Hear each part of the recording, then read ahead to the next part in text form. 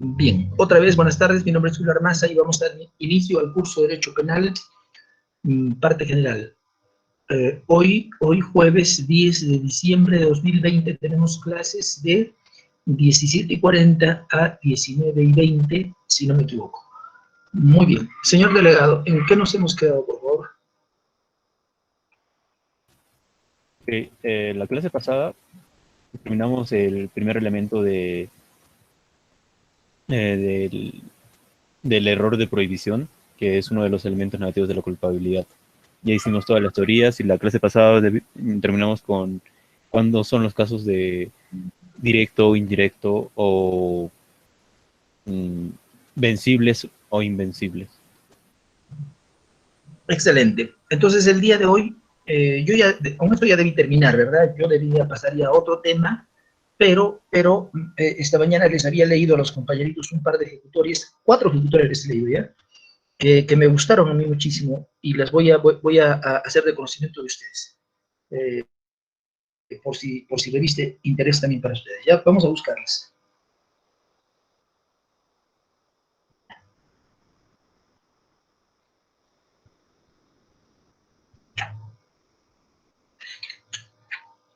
Bien, acá hay una. Son muy breves. Sería interesante que participen todos si quieran participar para que esto sea un poco ameno, ¿ya? Dice así: es una ejecutoria suprema del 4 de octubre de 1999, derivada del expediente 2721-99. Entonces, escuchen lo que dice la Corte Suprema, comillas, dice: el error de prohibición contemplado en el artículo 14, segundo párrafo del Código Penal, constituye el reverso de la conciencia de la antijuridicidad como elemento constitutivo de la culpabilidad, que exige que el autor de la infracción penal ignore que su conducta es contraria al derecho o que actúe en la creencia de estar obrando lícitamente. Se acabó. Bien. ¿Qué opinión les merece esta ejecutoria? Sería interesante que estén un poquito atentos para no obligarme a leer 2 veces, ¿ya? Lo voy a leer por última vez, porque esta mañana he leído hasta 5 veces una ejecutoria. Los compañeros están bastante distraídos.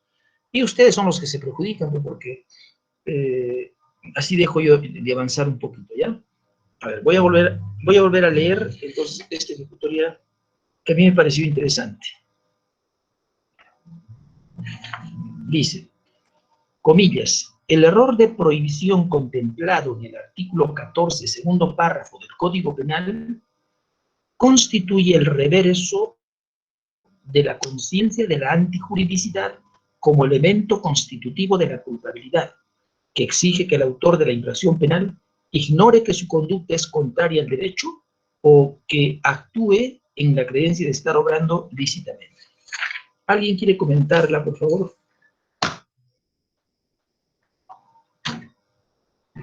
¿Habrá algo interesante ahí? Entonces, esa es la primera. Segunda, a ver, ¿quién quiere intervenir? Buenas tardes, doctor. A mí se me hace una duda cuando dice el reverso de la antijuridicidad.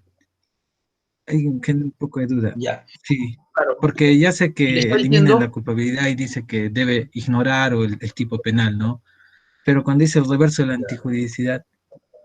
Doctor, creo que mi compañero ahí se equivoca, porque no ha dicho reverso de la antijuridicidad, ya que en clases anteriores usted nos ha dicho que no hay que confundir conciencia de antijuridicidad con antijuridicidad. Claro, se está equivocando, pero no creo que se esté confundiendo tanto tampoco. A ver, mira, yo me imagino que él lo que quiere decir es el reverso de la conciencia de la antijuridicidad. Icona, ¿eso es lo que quiere usted decir?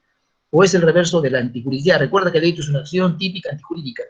¿Usted entiende que es el reverso de este elemento antijuridicidad o de la conciencia de la antijuridicidad? De la conciencia de la antijuridicidad sería, o sea, esa partecita que leían ahí, el reverso, esa parte me confunde. ¿Qué específicamente se refiere? Ya. Le explico. Si para que una persona pueda ser culpable debe tener conciencia de que su conducta es antijurídica, le está diciendo, en el error de prohibición, el agente no tiene conciencia de la antijuricidad. El que actúa en error de prohibición no puede tener conciencia de la antijuricidad. Ejemplo, usted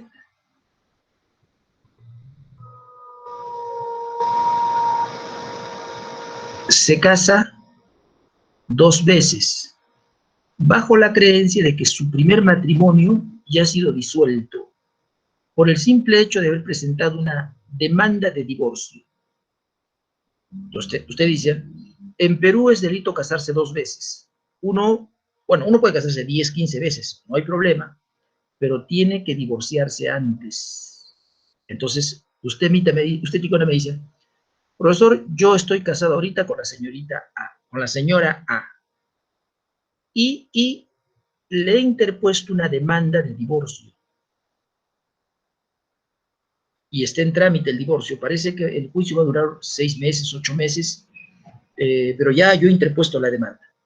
Entonces, como he interpuesto la demanda, me he enamorado luego de otra persona y me voy a casar, o ya me casé. Ayer ya me casé, profesor, con esta otra persona. Entonces yo le digo, pero Ticona, ¿cómo se le ocurre para casarse? Usted no me dice que ha interpuesto la demanda solamente de divorcio. Claro, pues que cuando uno interpone la demanda ya puede casarse. ¿Y quién le ha dicho eso, señor Ticona? Los abogados. Pero le han engañado, pues Ticona, a ver, ¿cómo demuestra usted que eso le han dicho los abogados? Acá tengo, mire usted. Y me muestra usted unos informes forenses de 3 abogados que usted ha contratado, de fechas diferentes, ¿no? Que le han dicho, señor, absolviendo la consulta que usted nos ha pedido, le indicamos que como especialistas que somos en materia jurídico-penal, nadie sabe más que nosotros en Arequipa, esto del derecho de familia, del divorcio, del matrimonio, que usted puede casarse mañana mismo. Entonces, profesor Julio, como me están diciendo los especialistas que puedo casarme, me he casado, pues. Me han dicho que tienes derecho a casarte, tú, yo me he casado. Fíjese, Ticona, usted no ha tenido conciencia de que su conducta era antijurídica cuando contrajo el segundo matrimonio y cometía el delito de bigamia. Usted creía más bien que lo que hacía era lo correcto.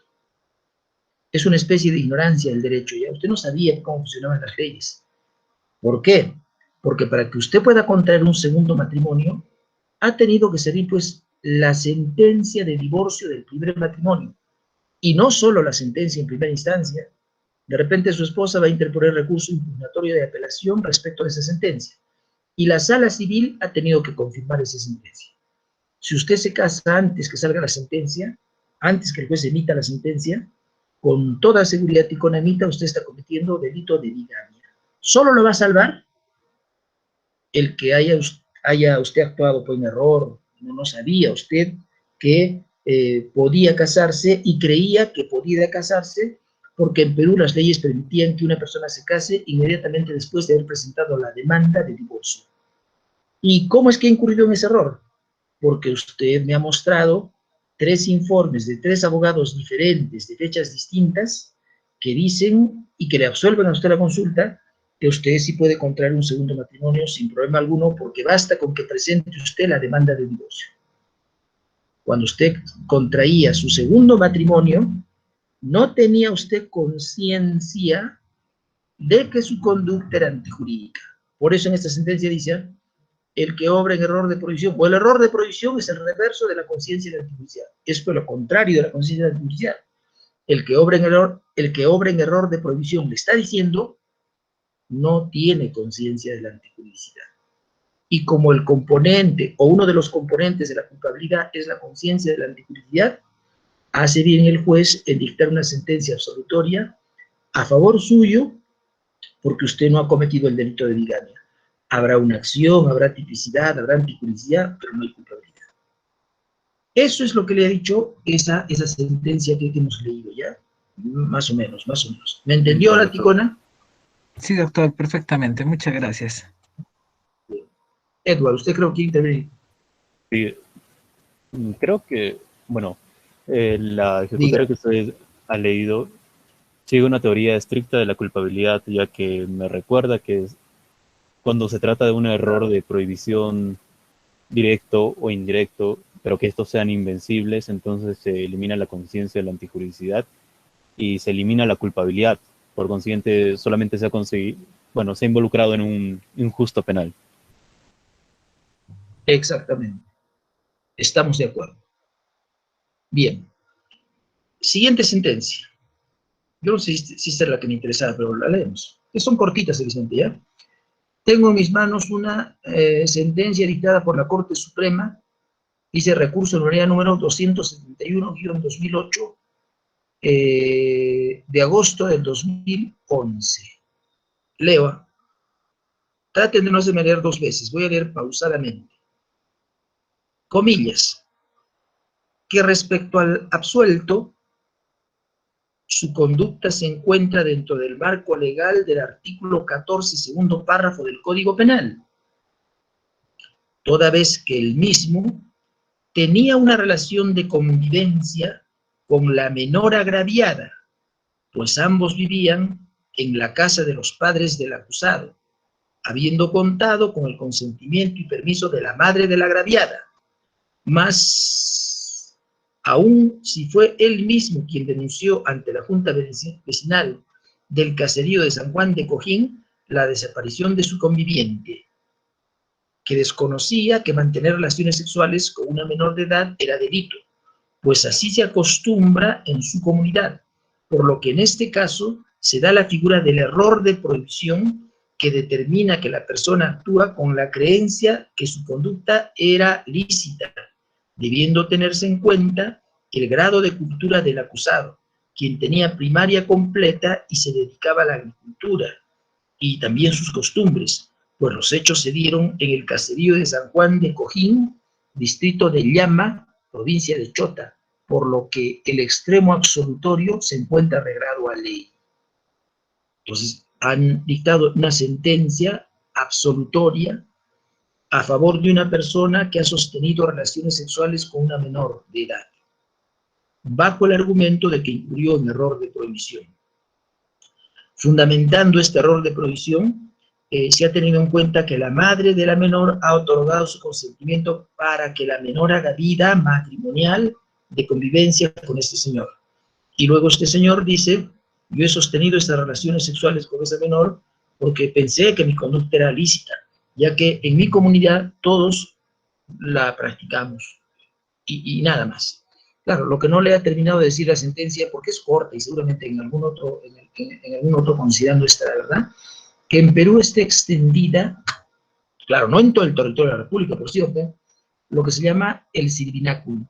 En ciertos sectores minoritarios de la sierra, profunda digo, nuestros hermanos aborígenes sostienen relaciones sexuales con menores de edad, porque es una costumbre. Bien. Comentarios. ¿Estamos de acuerdo? ¿Discrepamos? ¿Hay algo que no encaja con lo que hemos aprendido? Doctor, creo que esta sentencia es clara, ¿no? Si bien nosotros sabemos que el error de prohibición es referente al desconocimiento, la ignorancia, ¿no?, de la ilicitud de la conducta, además que no podemos obligar a esa persona que incluso en muchos casos he visto donde incluso no saben el idioma español, ¿no? Son ignorantes, se podría decir, y de cierta manera, además de que la madre dio el consentimiento, dice que en su comunidad se daba de manera normal, ¿no? Esta persona era ignorante, no sabía la ilicitud de tener relaciones sexuales con una menor de edad. Creo que va conforme con la ley, doctor. Y es un elemento negativo de la culpabilidad, ¿no? Exactamente. Bien, entonces le agradezco a la señorita Diana. ¿Y otro comentario? Doctor. A ver, Edward y Arián. Ok. Empezamos por cualquiera de los dos. Al principio, sí, exactamente este tipo de cosas pasan alrededor de a la periferia de los departamentos del Perú. Y esto es que sí, siempre se van a encontrar matrimonios en los cuales que sean aceptados con señores de 27 años, con quizá niñas de 15. Y esto también lo que es mencionado una vez, usted me dijo que, bueno, Zaffaroni también mencionó algo respecto a este tipo de cosas que son ya el error de comprensión culturalmente condicionado, que es el artículo 15, en el cual por su cultura o por costumbres comete un hecho punible y sin poder comprender el carácter delictuoso de su acto o determinarse de acuerdo a su comprensión, que, bueno, queda eximido de su responsabilidad, ya que en este caso, como el mismo imputado lo alega, pues que él no comprendía el carácter delictuoso porque en su comunidad se acostumbraba a realizar este tipo de costumbres. Solamente mencionar eso. Entiendo, le agradezco, señor Edward. Arián, ¿qué tiene que decirnos? Bueno, sí, yo hasta en cierta parte, doctor, estoy muy de acuerdo con mis compañeros, pero en otra discrepo, porque me parece de que, si bien es cierto, esta persona a la cual se le ha dado esta condena absolutoria, tenía una primaria completa y se dedicaba a la agricultura, ¿no? Y hemos visto de que cuanto más letrados tienen mayor capacidad, ¿no? En este caso yo creo que al considerar dónde se ha desarrollado y quién era el autor, un poco como que reduce esto, pero me parece que esta condena no debería de tomar el... Esta solución, No, no, perdón. Arián, esta solución. Esta absolución, esta condena absolutoria, me parece que no debería tomar como argumento el consentimiento de la madre, porque en este caso, si bien es cierto, creo que es dentro de la cultura y todo ello, pero se trata de una menor de edad, ¿no? Y también creo que tiene parte de responsabilidad del Estado, porque debería de ir e informar, ¿no?, a estas personas, porque está bien de que no conozcan, pero también, o sea, por lo que no conozcan, vamos a estar aceptando que tal vez la madre decía una menor de edad cuando ni siquiera la ley lo permite, ¿no? Entonces creo que debería tener ciertos límites respecto a estas acciones. Doctor, Entiendo. Dígame, sí, opine. sí, bueno, yo soy Arce. Bueno, ya si me equivoco, ya en todo caso en su momento me corregirá. Me parece haberlo escuchado a usted, sobre todo al principio, ¿no?, cuando nos daba un aspecto general de la teoría del delito. Me parece que tanto no sería error de provisión, sino un error de comprensión, culturalmente condicionado. Ya, interesante. Siguiente compañerito, o ahí quedamos. A ver, entonces yo voy a opinar. ¿Ya me escuchan? Sí, doctor. Ya, escúchenme. Estoy discrepo de Diana, primero de Diana, y de Edward. De Edward no sé, no me acuerdo si Edward ha dicho, pero Diana sí me acuerdo perfectamente. Discrepo de Diana cuando dice que incluso hay consentimiento de la mamá, y de eso se da cuenta Diana, pero automáticamente, por lo siguiente, señorita Diana. Nunca la mamá puede tener tanto poder como para que su consentimiento sea válido respecto de relaciones sexuales de terceras personas. Por ejemplo, la hija. Importa poco si la mamá otorga su consentimiento o no otorga su consentimiento. El único consentimiento, Diana, que vale es el consentimiento de la persona que va a sufrir las consecuencias del hecho delictuoso. Ojo, si es que tiene capacidad para consentir, porque si no tiene capacidad para consentir, tampoco vale ese consentimiento. Entonces, ahí, Dianita, discrepo de usted, ¿ya? Usted dice, profesor, incluso fíjate acá lo interesante, pues, entre otras cosas, claro, que ha dicho usted, es que hasta la mamá ha dado su consentimiento. Entonces yo le pregunto a Diana, ¿y quién es la mamá para que dé su consentimiento? Explíqueme, Diana.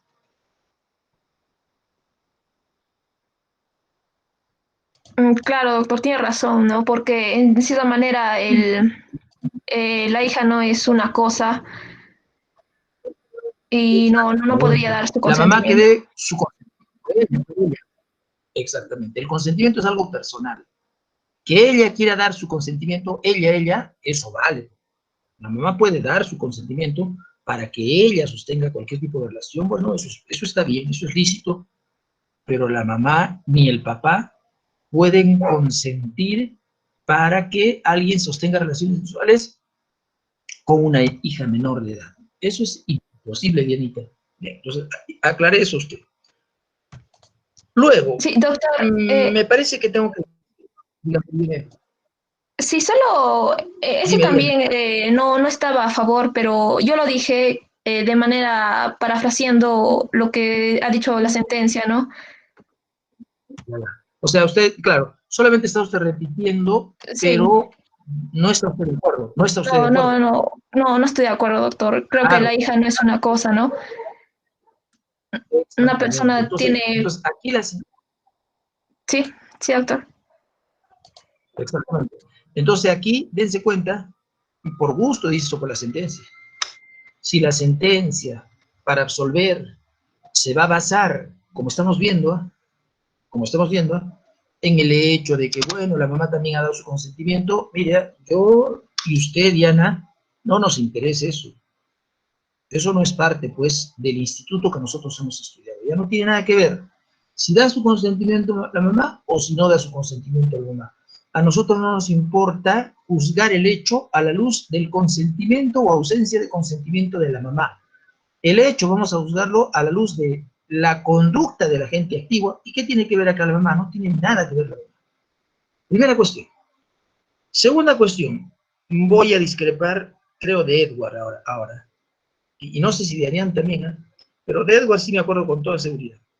Porque Edward dice, profesor, incluso Zaffaroni habla del error de comprensión culturalmente condicionado, como dando a entender que porque acá se está hablando de las costumbres y que no puede comprender el carácter delictuoso de su conducta, tendríamos que absolver a este señor, ya que es un caso típico de error de comprensión culturalmente condicionado. Le contesto a Edward, no, de ninguna manera. ¿Por qué? Porque de la propia sentencia leo lo siguiente. Mire, escucha. Más aún si fue él mismo quien denunció ante la Junta Vecinal del Caserío de San Juan de Cojín la desaparición de su conviviente. Punto y coma. Que desconocía que mantener relaciones sexuales con una menor de edad era delito. Edward. Me he preocupado para que usted distinga el error de prohibición directo del error de prohibición indirecto. Hay error de prohibición directo cuando se desconoce la prohibición de la norma. Y en este caso, ¿qué ha ocurrido? Dice, yo desconocía que mantener relaciones sexuales con una menor de edad era delito. No podría ser un caso de error de comprensión culturalmente condicionado. Tiene que ser un caso de error de prohibición directo. Si es que, claro, ya es otro tema lo que le voy a decir a continuación. Si es que él ha aprobado durante el proceso que en efecto no conocía la prohibición de la norma, pero el fundamento sí es bueno. Si dice acá, si la sentencia dice, es que este señor ha dicho que no conocía que su conducta era antijurídica, escúchame, y lo probó, usted no tiene por qué confundir el error de prohibición del artículo 14 del error de comprensión culturalmente condicionado del artículo 15, por las razones que le expliqué en su momento, y por las razones que diré cuando comente hoy día, seguramente, el contenido del artículo 15 del Código Penal. Bien. Entonces, con eso he trabajado ya este caso, ¿ya? ¿Algún comentario final? ¿Cómo resolvería usted, doctor, el caso? Bueno, si es que el señor, fácil, mira, acá no importa si la mamá dio su consentimiento o no dio su consentimiento. Acá, quien alega un hecho tiene que probarlo. Si ese señor prueba que no conocía que sostener relaciones sexuales con una menor era delito, suficiente. El error de prohibición directo se da cuando uno no conoce. Usted me dirá, profesor Julio, pero es medio subjetivo, ¿eh? Porque todas las personas pueden aducir que no conocen. Son tan astutas que dicen, no, es que yo no conocía. No se preocupe, joven, ya cuántas veces le voy a hablar del tema. Si una persona dice que no conocía, no por eso la absuelven automáticamente, ¿eh? Tiene derecho para decir que no conocía. Una cosa es que lo diga y otra cosa es que lo pruebe. Si prueba que no conocía, es que no conocía. Y si no conocía, ¿cómo va usted a dictar sentencia condenatoria? Si nos hemos puesto de acuerdo que el error de prohibición se caracteriza porque aquí el agente no conoce la prohibición de la norma. Por consiguiente, contestando a su pregunta, ¿cómo resolvería, profesor? Fácil. Si ha probado que no conocía, lo tengo que absolver. Me caiga bien, me caiga mal, sea simpático, no sea simpático, el señor sea malcriado, no sea malcriado, es difícil ser juez, porque como un ser humano, los jueces pueden no ser siempre objetivos. Me cae mal pues el abogado, me cae mal el mismo imputado que es un malcriado que ni saluda cuando entra a la sala de audiencias, y digo, me voy a vengar de ese tipo y le voy a poner 5 años de cárcel. No. A mí no me interesa eso, me interesa, ¿conocía o no conocía? No conocía, dice. Perfecto. Señor abogado, ¿ha probado usted que su cliente no conocía? Sí, acá están las pruebas. Perfecto, absuelto. Se acabó. La ley se ha hecho para que se cumpla. Le contesté, joven. Bien. Punto aparte.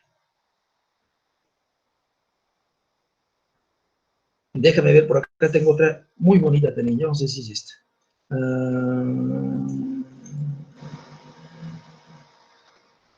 Esta es bonita. Esta mañana la hemos analizado. La leo. Es una ejecutoria suprema del 15 de octubre del 97. Que se deriva del expediente 4103-96. Comillas. Actúa bajo error de prohibición exculpante quien a través de sus actos consideró. Bien. A ver, ya no voy a leer hasta ahí leo. Pregunto, ¿alguna observación hasta aquí?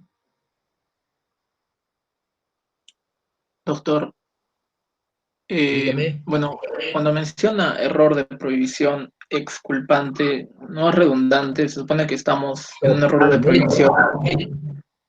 Perdone que no lo identifique. ¿Cómo se llama usted? Yo soy Aaron Arce. Arce. Estoy totalmente de acuerdo con usted, ¿no es cierto? Completamente de acuerdo. Sobra, pues, profesor exculpante. ¿Acaso no sabemos? ¿Acaso no le hemos dedicado varias clases al estudio del error de prohibición? Y hemos convenido, pero insistentemente, en que es un elemento negativo de la culpabilidad. Se sobreentiende que todos ya sabemos que es un elemento negativo de la culpabilidad. Entonces, sobra decir, pues no, actúa bajo el error de prohibición exculpante, como dando a entender que puede ser un error de prohibición que no es exculpante. El error de prohibición solo es exculpante, y nada más que exculpante.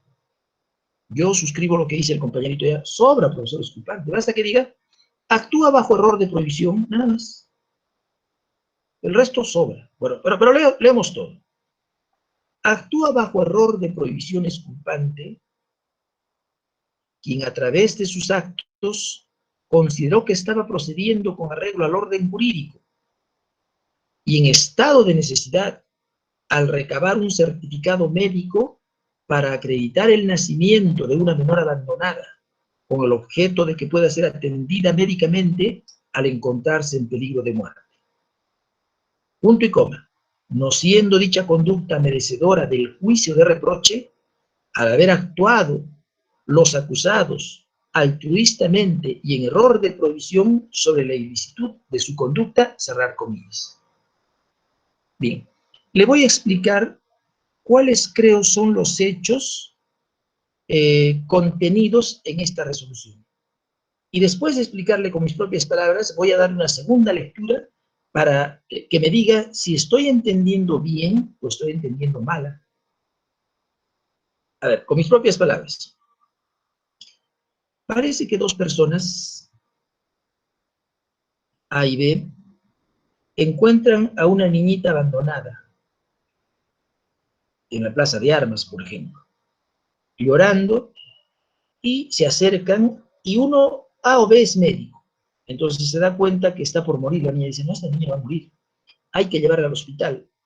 Pero veamos si entre sus prendas tiene un DNI, una partida de nacimiento, algo. buscan y no tienen absolutamente ningún documento de la niña de identidad. Entonces, la médico dice, estamos arruinados porque en el hospital no van a querer atender a esta niña ya que no pueden entrar por indocumentados, tienen que tener un documento. Bueno, no hay problema, vamos a falsificar un DNI o vamos a falsificar una partida de nacimiento. Y con ese documento vamos a posibilitar su ingreso al hospital y le salvamos la vida. Bien, o sea, obraron altruistamente, no egoístamente, a favor de terceros. Son buenas personas, altruistas, pues son altruistas. Y por ende, en error de prohibición sobre la ilicitud de su conducta. Yo entiendo que los hechos son esos.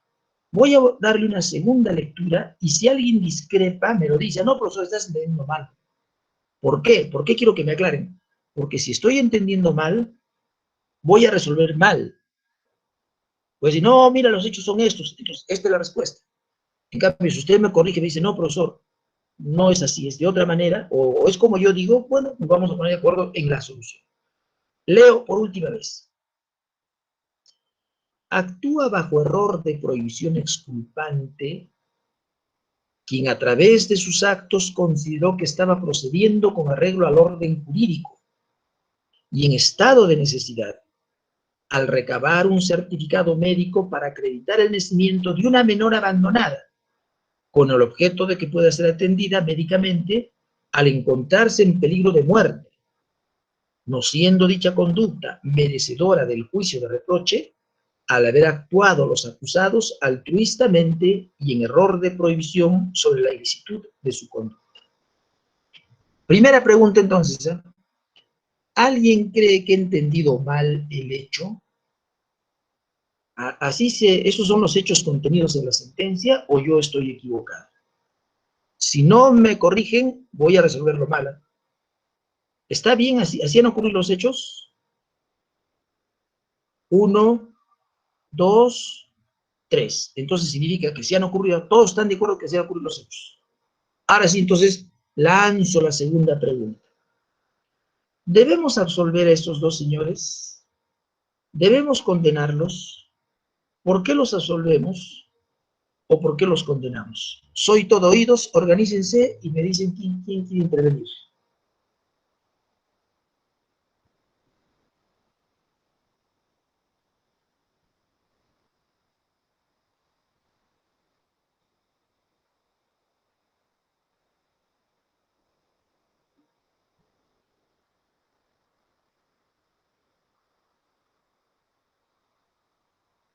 Bien. ¿Alguien se anima a intervenir? No tengan temor a equivocarse porque precisamente estamos aprendiendo.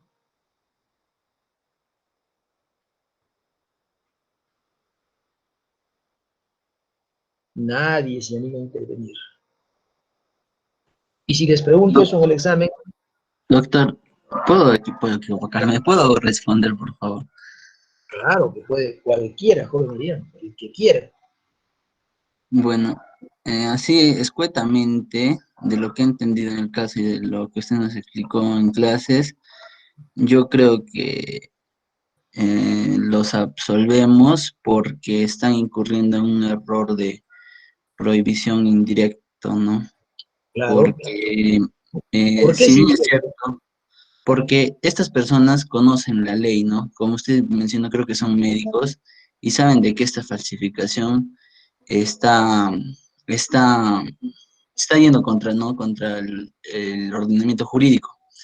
Pero a pesar de ello, yo creo que estarían exentos de responsabilidad penal porque él cree que está actuando en estado de necesidad, ¿no? Y este estado de necesidad por salvar a la menor. Entonces, por ello, él cree que su actitud o esta falsificación de documentos es lícito por este estado de necesidad. Entonces, cree que está actuando lícitamente a pesar de conocer la ley y por ello es un error de prohibición indirecto, considero, doctor. Entendí, perfectamente. Entonces ahí tenemos una primera intervención muy interesante. El error ha recaído sobre un estado de necesidad agresivo que es pues una causa de justificación. Entonces usted nos ha explicado, profesor, que cuando incurrimos en error sobre una causa de justificación es un error de prohibición indirecto. La sentencia está bien dada, profesor, porque hay pues, un error de provisión. Bueno, no nos interesa, tú me has preguntado si es directo, indirecto, pero por lo menos tú nos has dicho que opinemos si hay un error de provisión o no hay, y hay un error de provisión. Y claro, y si es sobre una causa de justificación, hasta se da de lujo de decir es indirecto, profesor, y está bien, pues si es que el error sobre una causa de justificación se llama indirecto. Estoy de acuerdo con que eso es así. ¿Alguien quiere refutar a Arián o todos están de acuerdo? Voy a contar hasta 3. Si nadie contesta, entonces todos están de acuerdo. 1,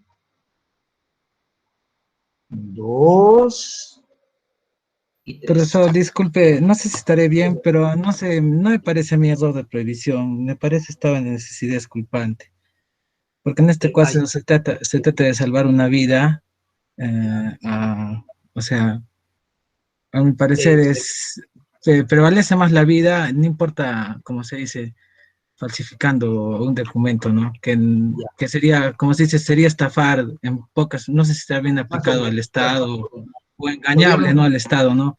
Vale poco eso que más preferible salvar una vida, ¿no? Entonces yo particularmente pienso que es un estado de necesidad, una causa de Pero usted ha dicho, justificación. ¿está exculpante o agresivo? Porque primero dijo exculpante y ahora entiendo que ya no es exculpante. No, Es una agresivo. causa de necesidad de justificante, mejor dicho. Ya está. Está necesidad Entiendo. agresiva. Uh-huh. Bien.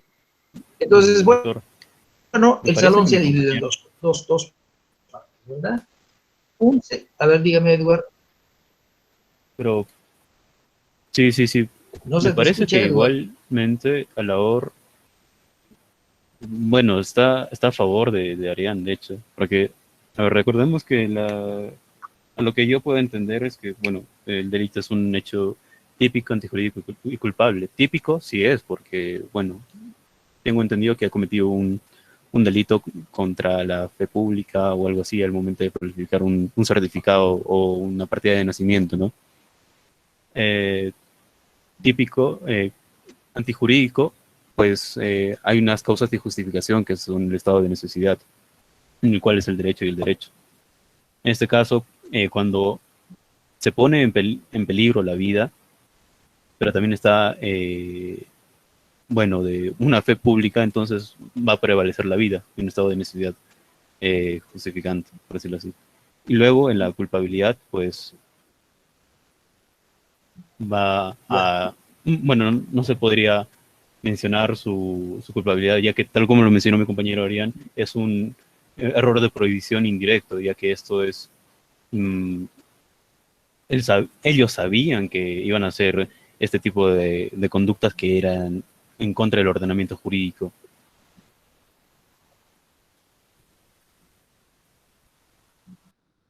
Entiendo.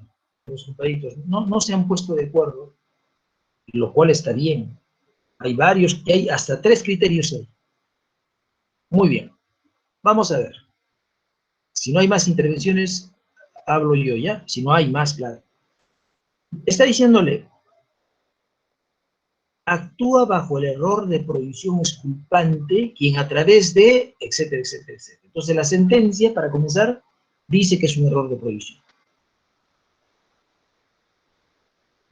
Nosotros, usted y yo, por no sé, nosotros, vamos a ver si es un error de prohibición. A ver, ¿quién actúa bajo error de prohibición exculpante según la sentencia? 2 señores que para salvar la vida de una niña que se está muriendo, acá dice peligro de muerte, o sea, no hay nada que me esté inventando, que se está muriendo, han falsificado unos documentos, podría ser un DNI, para ingresarla al hospital y le han salvado la vida. Bien. Pregunto, si la niña se está muriendo, ¿se encuentra realmente en estado de necesidad? ¿O solo las 2 personas creen que se encuentra en estado de necesidad? Arián. Sí, doctor, me acabo de dar cuenta de ello. Por eso, tú contestas. En realidad, Tú la niña contéstame. se está muriendo Se y encuentra. no, Ya está. Espera, Arián, no te adelantes. Tú ya sabes ya la respuesta, ya te has adelantado. Bien, entonces la niña no es que uno crea que se encuentra en estado de necesidad, sino que la niña se encuentra en estado de necesidad. La niña se está muriendo. ¿Por qué cree usted que han falsificado los documentos? Porque la niña se está muriendo. Entonces, falsifican los documentos y la ingresan al hospital y le salvan la vida. Bien. En el error de prohibición indirecto, el agente cree que se encuentra en estado de necesidad, él o un tercero, claro, o la niña, él o un tercero. Ojo, pero no se encuentra en estado de necesidad, solo cree que se encuentra en estado de necesidad, pero no se encuentra en estado de necesidad. Bien, como en esta sentencia se dice que la niña corre peligro de muerte, que se está muriendo, entonces, no es que no se encuentre en estado, no es que solo crean que se encuentra en estado de necesidad, es que realmente se encuentra en estado de necesidad. Como realmente se encuentra en estado de necesidad, ya no puede ser un error de prohibición. Profesor, la Corte Suprema sabe más que tú, ellos han dicho que sí. Ya sé que sabe más que yo, solamente le estoy diciendo que ninguna doctrina dice que hay error de prohibición frente a un estado de necesidad existente, real, verídico, verdadero. El error de prohibición se da cuando hay la creencia equivocada de que nos encontramos en estado de necesidad. Y en esta sentencia que acabo de leer yo a usted, la niña está por morirse. Hay un real estado de necesidad. Por lo tanto, ya no hay error de prohibición. Punto aparte, como los señores estos que actuaron altruistamente según las palabras de la propia sentencia. Mira lo que dicen, los acusados actuaron altruistamente y en error de prohibición. Ya, yo ya te he dicho que no puede haber error de prohibición. Como estos dos señores altruistas no creían que la niña se encontraba en estado de necesidad, sino que comprobaron que sí se encontraba en estado de necesidad, fíjese, colocaron en una balanza antes de falsificarle la partida de nacimiento o el DNI, el bien jurídico fe pública, que es el bien jurídico que protege el artículo 427 del Código Penal cuando alguien falsifica un documento. Y en otra balanza colocaron el bien jurídico vida. Y automáticamente sacaron la siguiente conclusión. Más pesa o vale la vida que la fe pública. Por lo tanto, para salvar una vida, vamos a lesionar la fe pública. El Estado quiere, uno, proteger el bien jurídico fe pública, que las personas no estén lesionando la fe pública, y también quiere proteger la vida de la niña. Cuando entran en conflicto dos bienes jurídicos, ahora sí Mita ha dado en el clavo, cuando entran en conflicto dos bienes jurídicos, hay que salvar el bien que vale más a costa del perjuicio del bien que vale menos. Eso es lo que ha ocurrido en este caso.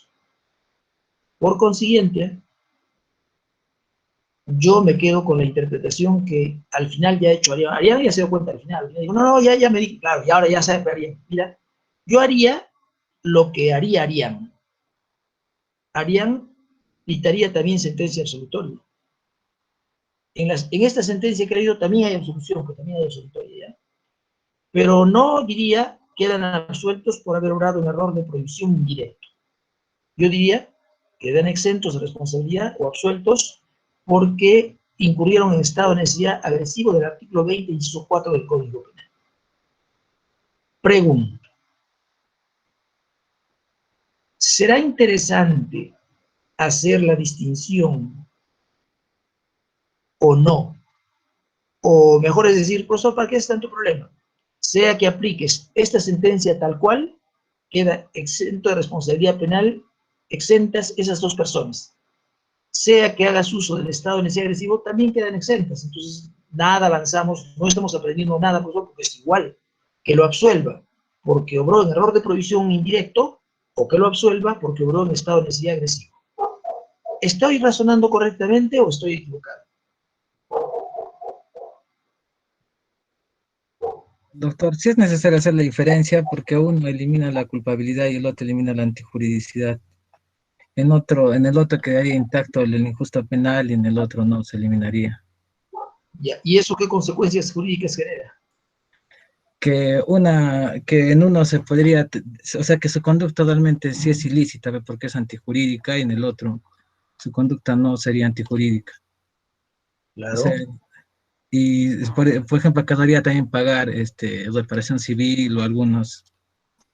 O sea, en ¿En qué este caso caso, paga? si el Estado pudiera, en este último, cuando se considera culpabilidad, el Estado podría decirle, me tienes que indemnizar porque de todas maneras has dañado la fe pública, ¿no? Entonces, tienes que pagarle una reparación civil al Estado, ¿no?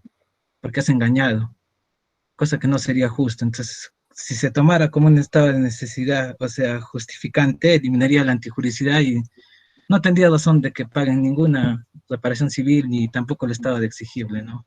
Al que los médicos paguen. Excelente. Usted, usted hoy día ha amanecido muy lúcido, lo cual me alegra. Entonces, Mita nos está diciendo, el señor Ticona Mita nos está diciendo, profesor, sí es importante hacer este análisis que estás haciendo porque si dejamos exento de pena o dejamos exentas de pena a estas dos personas que obran altruistamente porque lo hicieron en error de prohibición indirecto, tienen que pagar reparación civil. En cambio, si hacemos lo propio, o sea, las eximimos de responsabilidad, porque es un caso de estado de necesidad agresivo, no tienen que pagar reparación civil. Estoy totalmente de acuerdo. ¿Alguna otra consecuencia se deriva?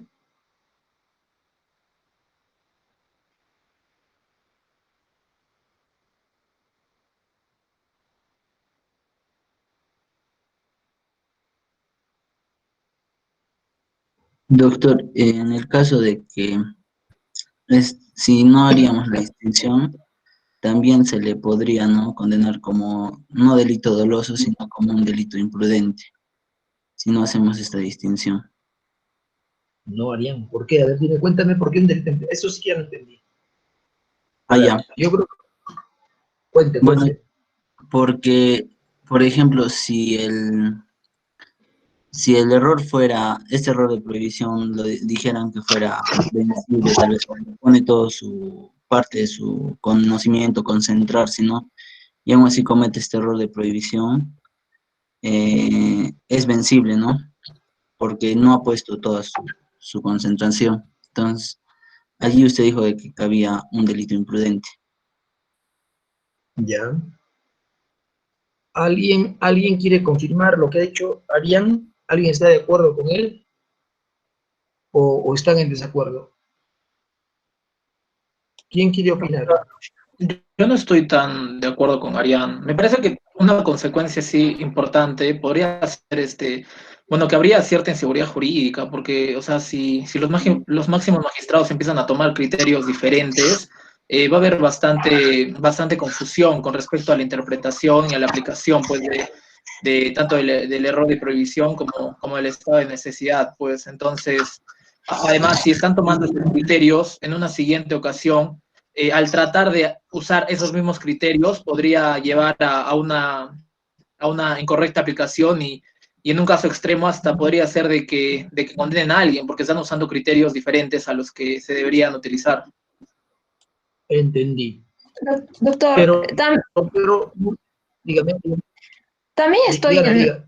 en desacuerdo, doctor, porque acá no cabría ya lo que es imprudente o se atenuaría las penas, tal como lo dijo el compañero Arián, porque el acto que están realizando estos dos médicos siempre han nacido y no se convierten en ilícitas, siempre han nacido en lícitas.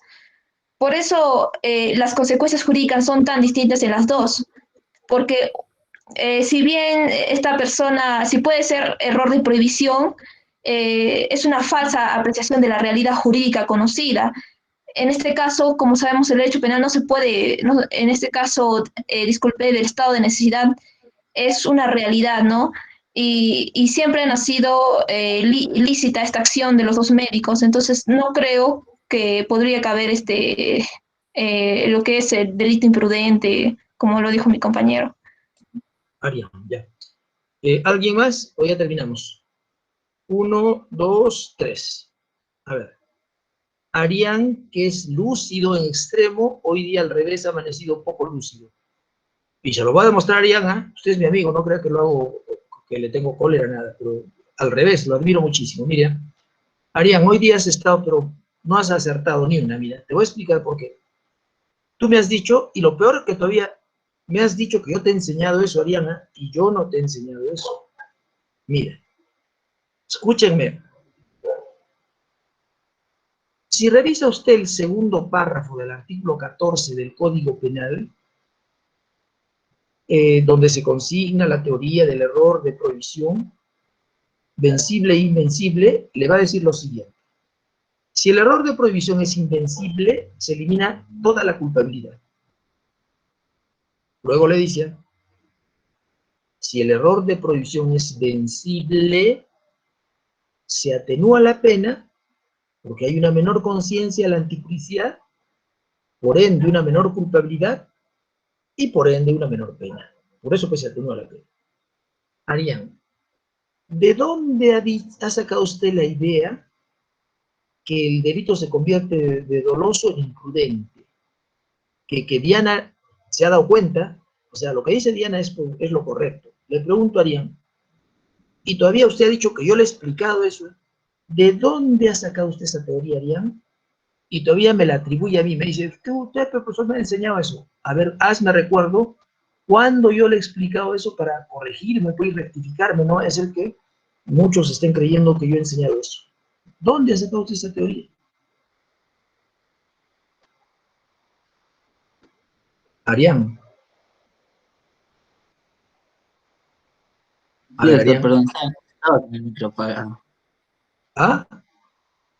Sí, doctor, estaba con No, el micro apagado. De todos modos, creo que sí me estoy equivocando. Lo que le pediría, doctor, es que nos pueda ¿sabes qué pasar teoría estás aplicando?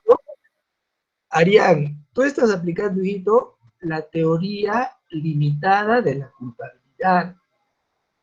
O sea, tú estás diciéndonos lo siguiente. Tu solución es correcta, hay coherencia, pero es contra el código. Mira lo que tú estás diciendo. Tú estás diciendo lo siguiente, Arián. Profesor, es que para mí el estado de necesidad del que habla la sentencia es un elemento negativo de la tipicidad penal. Los errores sobre ese estado de necesidad son errores de tipo. Por lo tanto, si ese error de tipo es invencible, se elimina la tipicidad penal. Si ese error de tipo es vencible, el delito no va a ser sancionado a título de dolo, sino a título de imprudente, delito imprudente. Mira, tu solución es buenísima, pero solo te ha faltado decir una cosa. Profesor, yo dejo constancia que sigo la teoría de los elementos negativos del tipo penal. A mí no me interesa el código, pues el código está dando tonterías. Yo no sigo esa teoría. Te pregunto, Arián, ¿tú sigues la teoría de los elementos negativos? No, doctor. Entonces te equivocaste, porque tu teoría es mala. Mejor dicho, las conclusiones a las que has llegado no son coherentes. Porque yo me imagino que tú sigues la teoría estricta de la culpabilidad, o sea, al código, tú sigues el código, me imagino, que sigue la teoría estricta de la culpabilidad.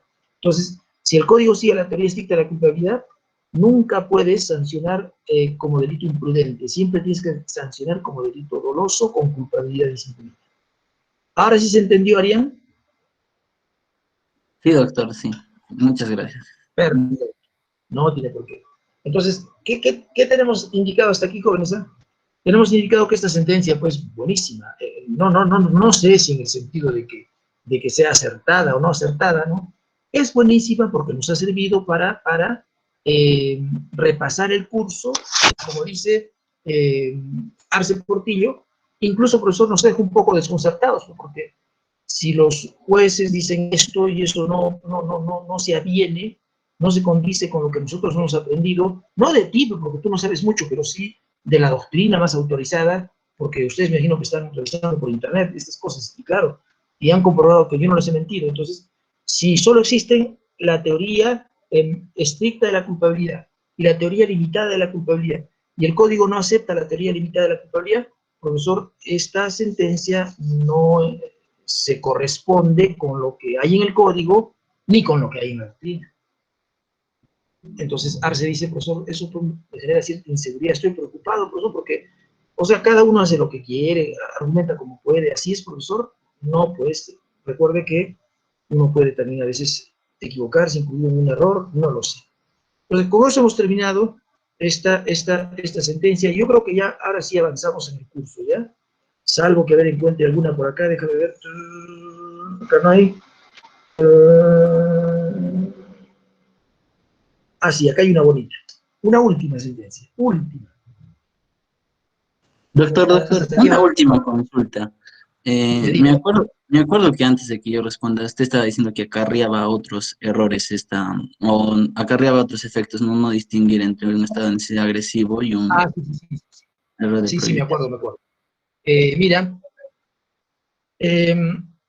si es un error de prohibición en el que han incurrido estas dos personas que están falsificando un documento para hacer ingresar a una niña al hospital, si es un error de prohibición, entonces cabe legítima defensa o por lo menos estado de necesidad defensivo en contra de estas personas. ¿Ya? Entonces hay que pegarles para que no falsifiquen documentos. Fíjese, pero si es un estado de necesidad, le pregunto, ¿cabe legítima defensa contra el estado de necesidad? Contesto, imposible. Imposible. Entonces, ahí tiene usted, Arián, la otra consecuencia jurídica. ¿Sí? Sí, doctor, lo estaba anotando, gracias. Ya está. Punto final. Ahora sí, mis amigos, vámonos a la última sentencia. Dice así, pero antes le explico. El delito de peculado se encuentra recogido en el artículo 387 del Código Penal. Por favor, vayan revisándolo. Comete peculado el funcionario del Estado que utiliza los bienes del Estado en beneficio personal. Le voy a poner un ejemplo. El que habla trabaja en la Universidad de San Agustín y se lleva la computadora que hay en el aula para hacer sus escritos, pero sus escritos pues privados. O sea, por ejemplo, quiero enviar una carta a mi amigo que vive en Buenos Aires, entonces le envío una carta, yo me llevo la computadora de la facultad, me traigo la computadora de la facultad a mi casa y comienzo a escribir cartas a mis amigos, a mis amigas, etcétera, etcétera. Ni siquiera cosas del curso, sino cartas, o me pongo a escribir un libro mío, un librito por ahí, lo puedo escribir. Bien. Cometo peculado. También cometo peculado cuando extraigo la computadora que hay en el aula, en la San Agustín, y la vendo. Y me compro con ella pues un terno, lo que fuera. Miren. Se llama peculado de uso este. ¿Sí? No, el primero es peculado de uso. Escuchan lo que dice esta sentencia. Comillas.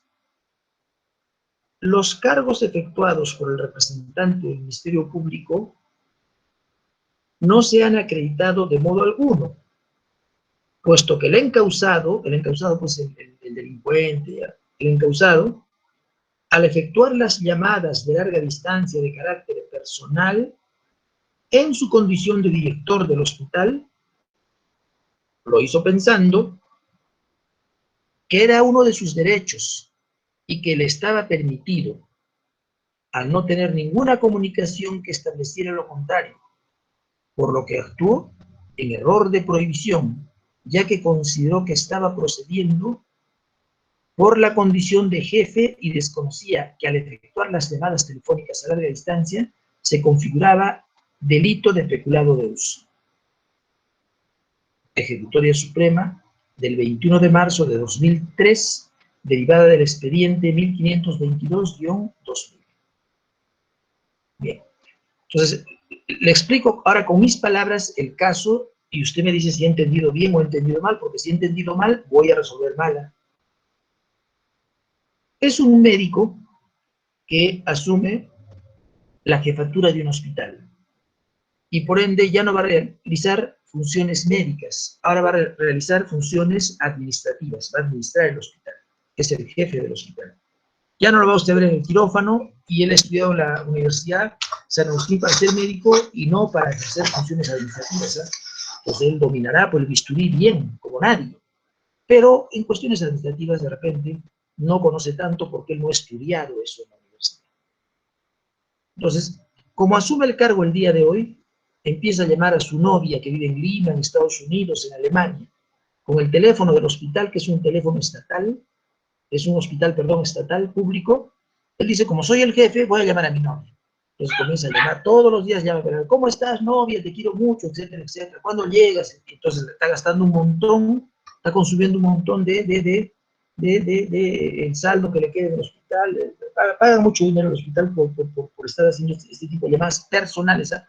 Bueno, fuese que esté llamando a una farmacia y que le diga, señores de la farmacia, por favor, urgentemente traigan pues el medicamento, necesitamos para las operaciones, traigan el oxígeno, no lo sé. Señor mecánico, venga a arreglar con la ambulancia. Mira, eso es correcto que haga porque es parte de la función.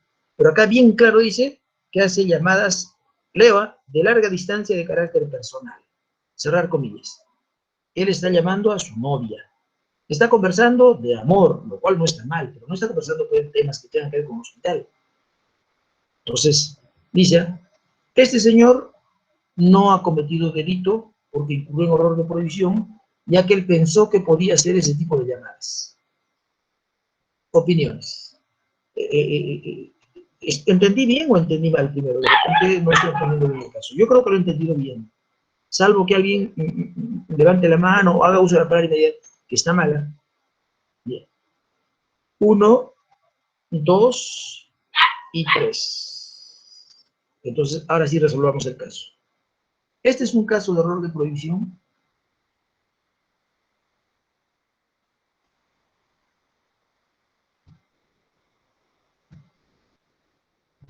A ver, se lo voy a plantear de otra manera.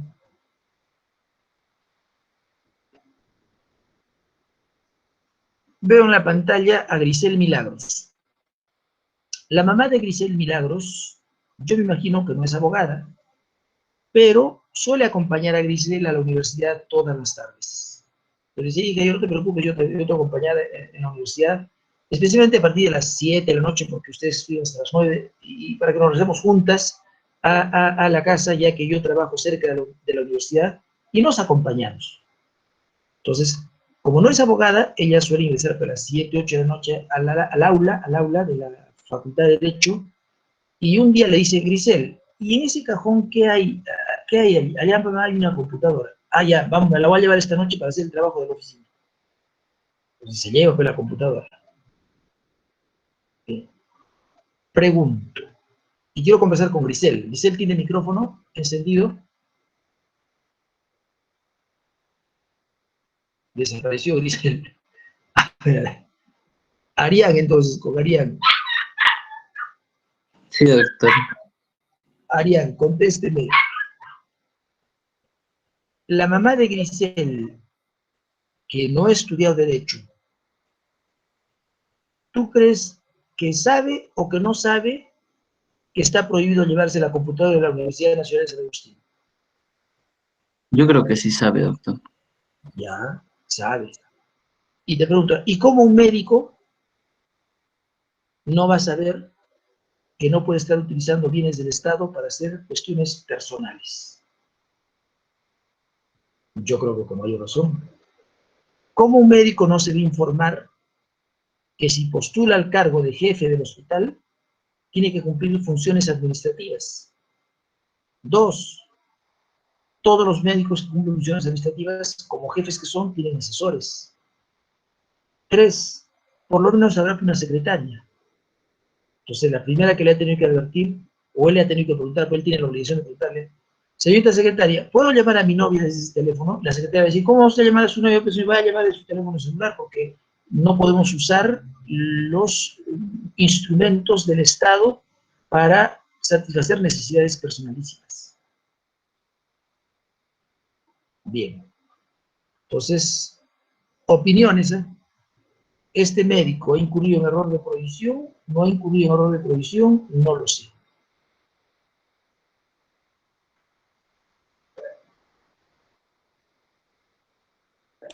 Doctor, Dígame. sí, Bueno, a pesar de lo que acaba de indicar, que sí me parece muy razonable, creo que ya sería, bueno, a mi opinión, extrapolar un poco ya, o sea, tratar ya de buscar ahí responsabilidad cuando, bueno, ya sería muy, muy profundo y ver los hechos. Yo creo que a primera vista sí podría ser error de prohibición, porque al menos yo sí conozco a bastantes médicos que desconocen bastante, pero bastante estos aspectos. Y podría ser también de que, o sea, ya sería un tema extra, así como podremos nosotros extrapolar y decir de que cómo no va a saber, no ha tenido a la secretaria le ha debido decir.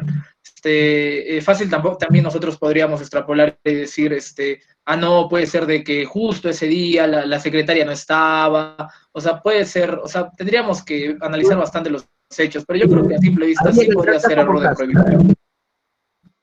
Ya Claro, claro. entendí. Habría que revisar caso por caso, profesor. No podemos dar una regla genérica porque de repente pues no sabía. Y en efecto, si no sabía, pues tiene usted que resolverlo. Claro que sí.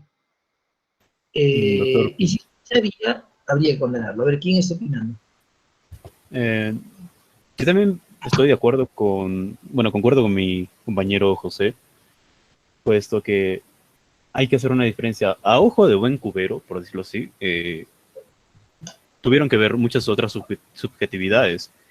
Y digamos es que si es que lo llamó realmente por amor, es como que algunos, otros no, estoy diciendo, pero que van a mantener esa confidencialidad, pues no, eh, bueno, quizá no tomaba la conciencia necesaria para decir, oye, soy el jefe del hospital y por ende necesito mi privacidad, ¿no? Porque yo también puedo hacer otro tipo de cuestiones, otro tipo de, eh, por decirlo así, más personalísimos. Y se puede diferenciar de otras opciones, digamos, si es que un funcionario se lleva la camioneta para, no sé, en vez de utilizar la ambulancia, digamos, para recoger heridos, se lo lleva, bueno, a su hijo para dejarlo en el colegio.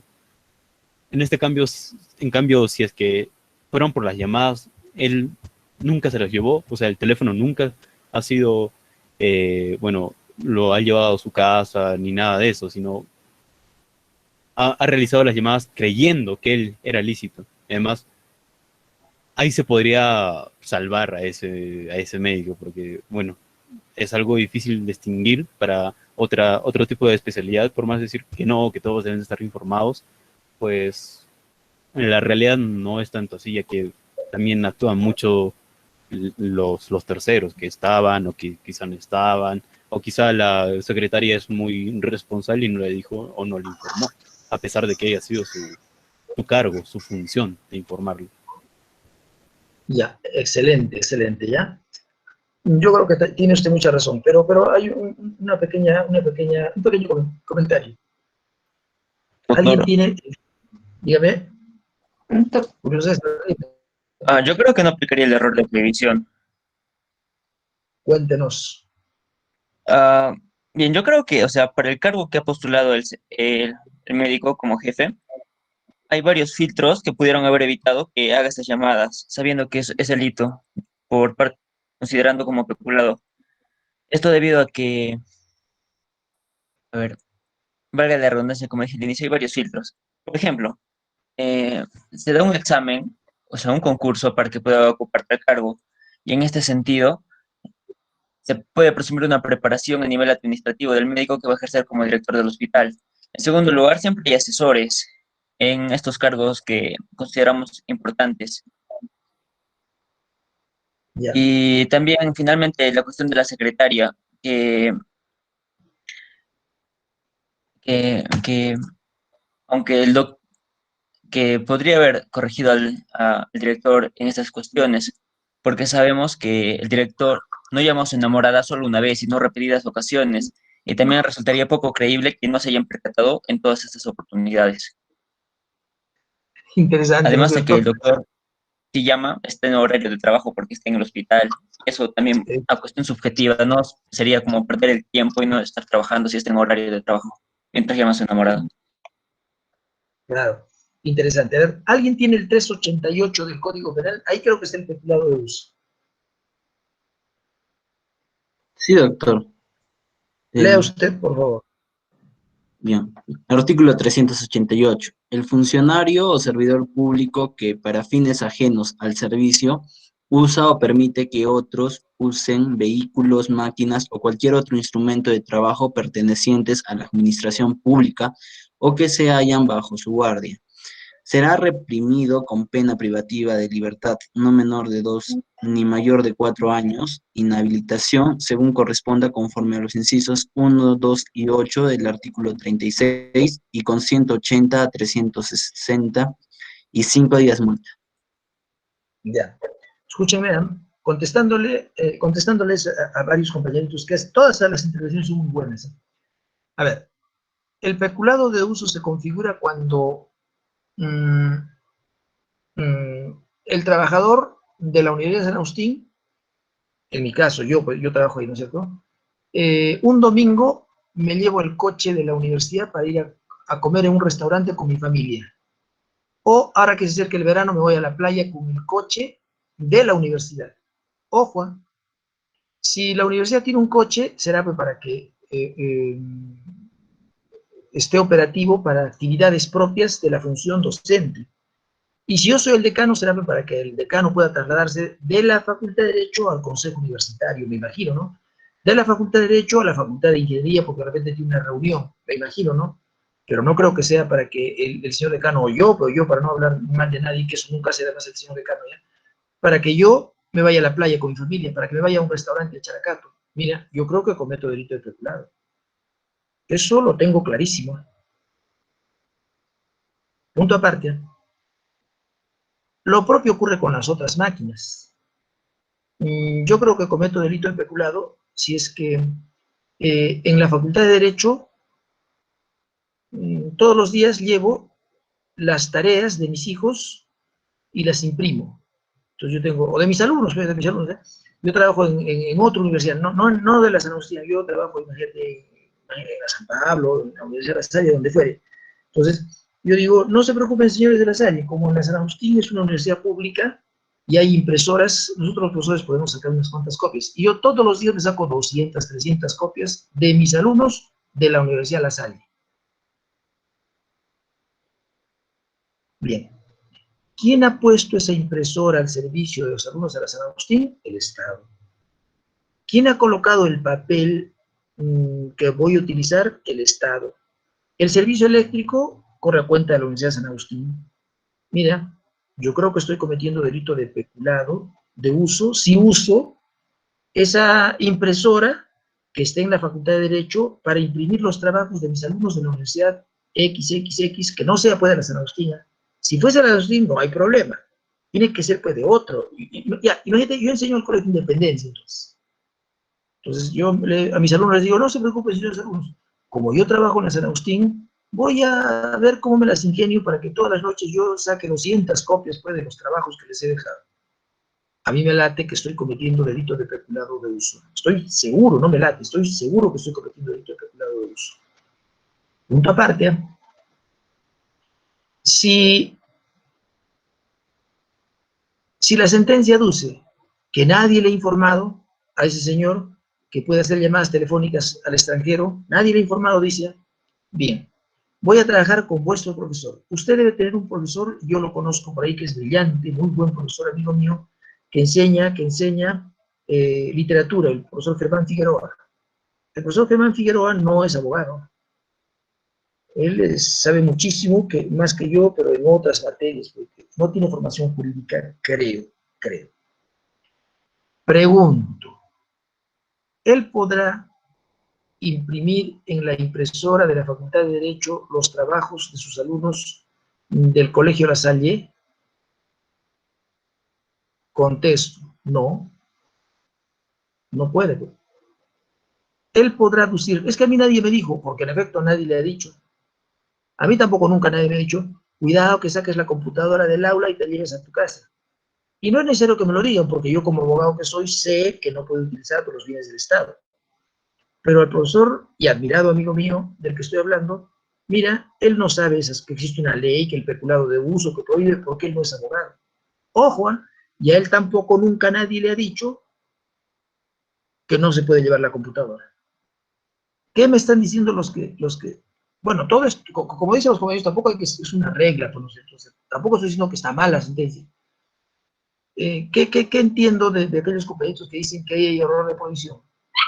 Que entonces el profesor que les enseña a usted literatura, que es gran amigo mío, lo admiro muchísimo, como nunca nadie le ha dicho que no se puede llevar la computadora, si se la lleva mañana, él también tiene que decir error de provisión. Tiene que decir, señor, mire, pero a mí nunca nadie me ha dicho que yo no me lleve la computadora.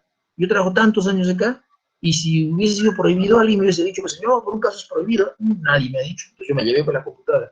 Mire, hay cosas que no podemos decir que ignoramos, porque las conocemos, ¿eh? Pero, ojo, tampoco quiero decir que esa sea una regla, pero, y por lo tanto, hay que condenar al profesor de literatura. No, de repente realmente no conocía. Ya un alumno me ha dicho bien claramente, pues hay que ubicarse con un caso concreto, una realidad concreta.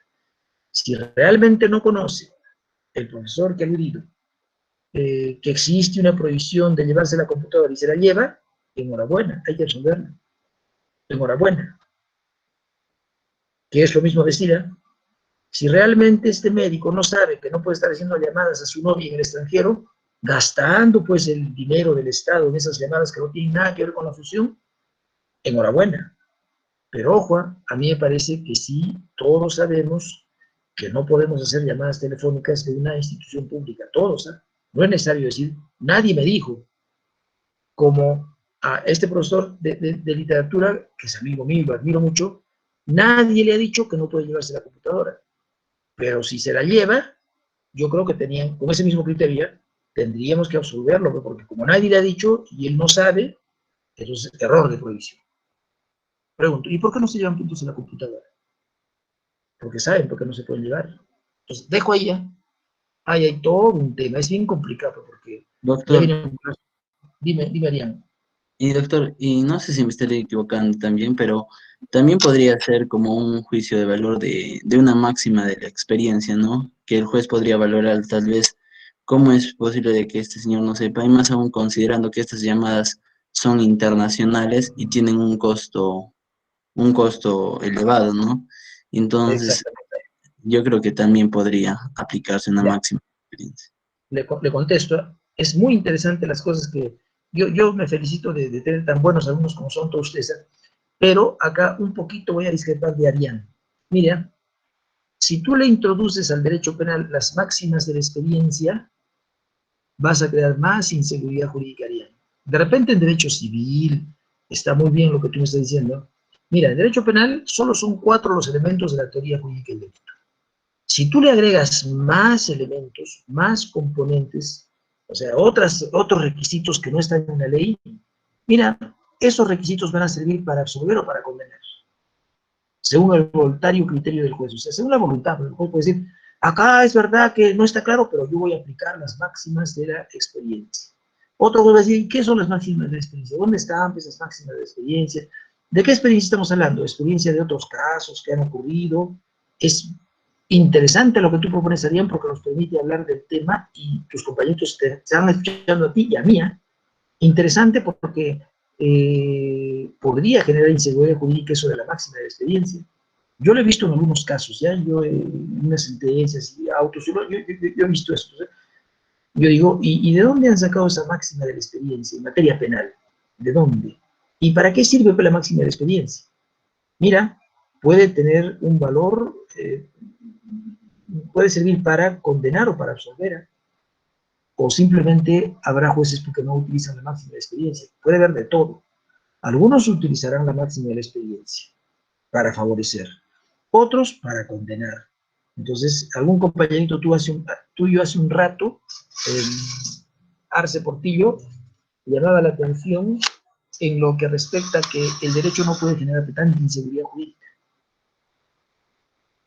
Le contesté a Ariana, es buenísima tu idea, pero antes pongámonos de acuerdo de cuáles son esas máximas de la experiencia. ¿Quién las ha puesto en vigor? ¿Quién cree que deben ser útiles utilizarlas? Me imagino para absolver, pero no pegarían para condenar. De repente podemos valernos de las máximas de la experiencia, como tú dices, en todos los casos que sea posible, para absolver a las personas. Pero si va a ser un requisito para condenar, estás haciendo lo contrario a lo que dice la ley, porque lo único que se tiene que respetar aquí es el principio de legalidad, lo que dice la ley. Si tú le vas a agregar la máxima de experiencia para enviar a la cárcel a las personas, pues el asunto se pone bien complicado. Creo. Bien. Ahora sí, yo creo, jóvenes, que hemos terminado. Ojalá que haya sido provechosa la tarde, ¿no? Hemos terminado de analizar una cantidad importante de sentencias que han permitido o recordar algunos conocimientos o consolidarlos. Dicho esto, ahora sí, resolvamos, pasemos a otra lección, ¿ya? Ponga usted el error de comprensión culturalmente condicionado, que Edward ya está por allá, Edward se ha adelantado en el curso. Valesca Yanela López Rivera, la noto callada usted hoy día, si usted siempre hace preguntas. ¿Algún comentario? Buenas tardes, profesor. Bueno, podría comentar, por ejemplo, yo sí considero, al igual que algunos compañeros, que sí hay error de prohibición directo. Ya. Porque pienso que la persona que ha llegado eso, o sea, yo pienso de que él puede actuar de buena fe, o está actuando de buena fe y verdaderamente no conoce. Y con respecto al ejemplo que se dio, de que, digamos, la mamá de una compañera se llevara la computadora, entonces yo considero que ahí podría, él obviamente no lo haría porque eso sería hurto, o sea, es muy diferente el delito de peculado con el otro de...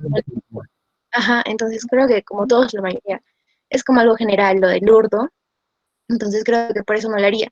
Pero el delito de peculado creo que pocas personas lo conocen, entonces yo pensaría que el doctor sí actuó de buena fe.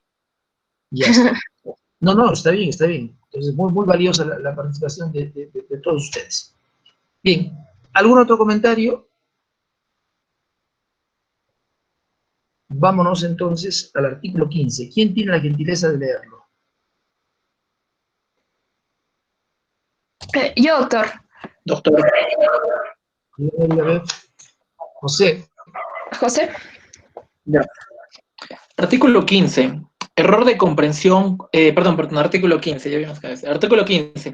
El que por su cultura o costumbres comete un hecho punible sin poder comprender el carácter delictuoso de su acto o determinarse de acuerdo con esa comprensión, será eximido de responsabilidad. Cuando por igual razón esa posibilidad se haya disminuida, se atenuará la pena. Lo dispuesto en el primer párrafo será aplicable siguiendo los lineamientos para procesos penales interculturales señalados por la Judicatura para los casos de la comisión de los delitos previstos en los capítulos 9, 10 y 11 del título cuarto del libro segundo, cometidos en perjuicio de menores de 14 años y mayores de menores de 14 años y de mayores de 14 años cuando estos no hayan prestado su libre consentimiento. Le agradezco. Bien. Comenzaré indicando dos cosas, ¿ya?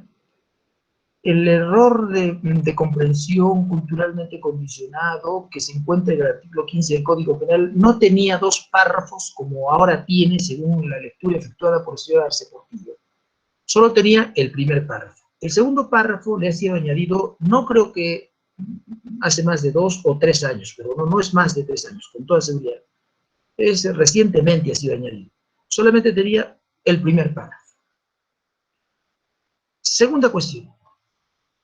Casi con conocimiento de causa, permítaseme decirle que el contenido del primer párrafo obedece a la propuesta que el profesor Zaffaroni hizo al gobierno peruano el año de 1985 u 86. Ahora no me acuerdo bien la fecha, pero yo tengo la propuesta de nuestro, ahí está escrita, yo la tengo la propuesta. Mira, el gobierno peruano promulgó un proyecto de ley y se lo comunicó oficialmente por parte del ministro de Justicia peruano, se lo remitió al profesor Zaffaroni. Y Zaffaroni propuso una serie de modificaciones a la propuesta del Código Penal del 85, creo que es 86, del 86. Fíjese, y entre esas propuestas estaba lo que llamamos hoy día el error de comprensión culturalmente condicionado. Casi con puntos y comas, lo digo con conocimiento de causa, con puntos y comas, lo que dijo Zaffaroni en esa consulta que se efectuó, ¿sí?, se ha insertado en el primer párrafo del artículo 15 del Código Penal. Cuando el señor Arce ha leído el primer párrafo, eso mismo dice Zaffaroni, exactamente lo mismo. Primera cuestión, ¿eh? Segunda cuestión. Esta institución jurídico-penal es creación del profesor Zaffaroni. Antes, nosotros no teníamos ni idea que podríamos liberar de responsabilidad penal a algunas personas que pertenecen a una cultura diferente. En el libro de Jacobs, yo he leído otras palabras, ¿eh? Nos llaman, no culturas diferentes, los exóticos. Nosotros somos gente exótica. Exóticos significa raros, ¿ya? Extraños. Extraños a la comunidad, dice Metzger por ahí, ¿no es cierto? Entonces, nosotros que tenemos una carita especial, distinta, bueno, a ellos somos especiales, ¿no? Distintas somos pues los exóticos. Muy bien. ¿Qué pasaba antes con el Código Penal de 1924? ¿Qué pasaba antes de que Zaffaroni hubiese propuesto la inclusión en algunos códigos penales latinoamericanos o proyectos de códigos penales latinoamericanos, lo que fuere, esta institución del error de prohibición, del error de comprensión culturalmente condicional?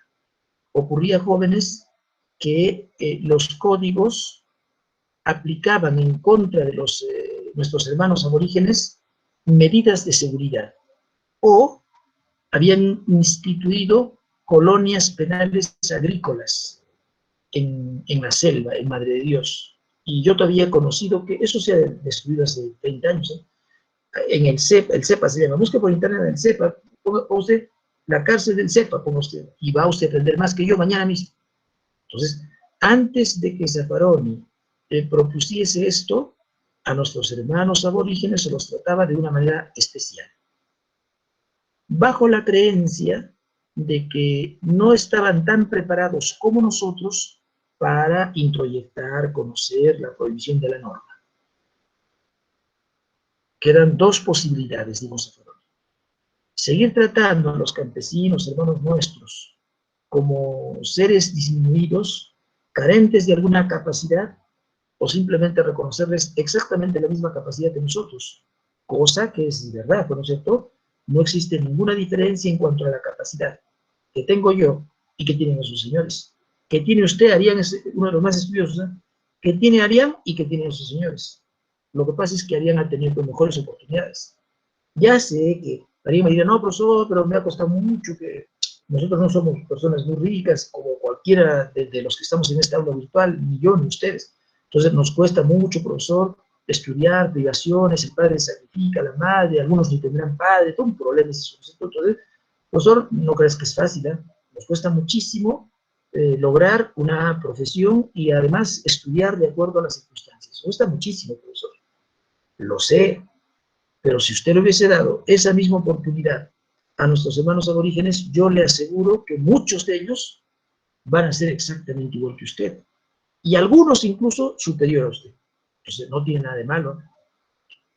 Tengo entendido, perdonen que hable de un tema que no conozco bien, que la inteligencia se hereda. Claro, luego también se cultiva, pero he dicho también. Entonces tengo entendido que la inteligencia se hereda. Entonces, si por ejemplo Arián es muy inteligente, me imagino, no sé, si por ejemplo Arián, a ver igual que dice, se hereda por parte de la madre, por ejemplo, dice, bueno, puede ser, mira, entonces, si Arián, hablaré de Arián, que yo conozco que es muy estudioso, muy inteligente, si Arián es muy inteligente, en parte, puede ser porque haya heredado esa inteligencia. Bien, lo mismo existe, lo mismo ocurre con nuestros hermanos aborígenes. Debe haber personas que ni siquiera hablan el español y que son muy inteligentes. Lo que pasa es que no han leído los libros que ha leído usted y por lo tanto se están quedando rezagadas esas personas. Y usted cada vez lee más, tiene acceso a internet, cultiva su inteligencia, mejora su memoria, nutre su cerebro de información nueva, mira, y ellos están privados de todo eso. Por lo tanto, a la larga, en los próximos 5 o 10 años, usted ya los va a alcanzar, los va a superar, lo que fuere. Pero solo es cuestión de darles las mismas oportunidades a todos los peruanos para ver cómo es que todos podemos ser muy competitivos, ¿ya? Creo. Mira, Zaffaroni se dio cuenta de eso. Zaffaroni dijo, yo no alcanzo a entender cómo en Latinoamérica existen países multiculturales. pluriétnicos. Por ejemplo, Bolivia. Por ejemplo, Perú. Por ejemplo, Ecuador, Guatemala, México, Paraguay. Mira, y no sé qué más países. Existen muchos países que son, pues, multiculturales, multirraciales, ¿sí? Y ni siquiera en ese mismo país a veces se habla la misma lengua. Me voy a Perú, ¿eh? En Perú hay varias lenguas oficiales. La que más hablamos se llama la lengua española. Casi todos los que estamos en el aula virtual hablamos en español. Ojo, pero parece que también hay muchísima gente, pero muchísima gente que no habla el español. Habla solo quechua.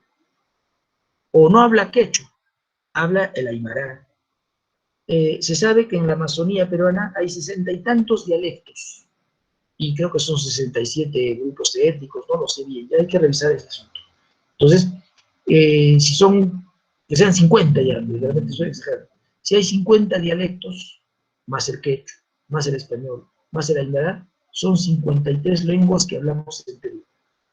Y el Código Penal solo ha sido el Código Penal solo se ha publicado en español.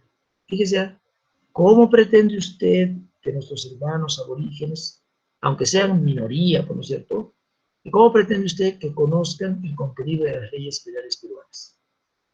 Y todavía, ¿cómo es que nos atrevemos a decir que son disminuidos mentales y que debemos darles un tratamiento especial?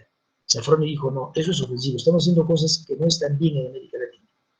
Lo que podemos hacer es indicar que si esos hermanos nuestros no conocen, no comprenden por qué la conducta que están realizando se encuentra prohibida, o conociendo y comprendiendo que se encuentra prohibida, no puedan dirigir su conducta de acuerdo a esa comprensión, que esos señores tendrían que verse favorecidos por lo que era llamado el error de comprensión culturalmente condicionado.